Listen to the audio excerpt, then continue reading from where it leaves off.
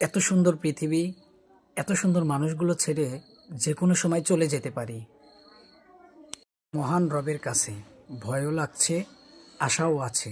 মরীচিকা পৃথিবী, মিছে সব মায়া, কেউ কাউকে মনে রাখে না। মনে রাখে ততক্ষণ যতক্ষণ প্রয়োজন।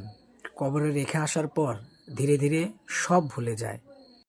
মাঝে মাঝে নিজেকে কল্পনা করে আমিহীন বাহিরের দুনিয়াটা কল্পনা করি। দেখি সব কিছু ঠিকঠাকই চলছে, আমার জন্য কোনো কিছুই থেমে নেই।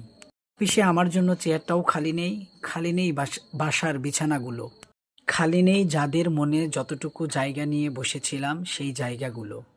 বন্ধুদের সাথে আড্ডা দেওয়ার সেই জায়গাটুকুও খালি নেই। সবই দখল হয়ে গেছে। আমার রেখে যাওয়া সম্পদ সবাই ভাগ করে ভোগ করছে। আমিহীন দুনিয়া বেশ ভালোই আছে, কিন্তু কবরে আমি কেমন আছি কেউ জানে না। কবর আমার সাথে কেমন ব্যবহার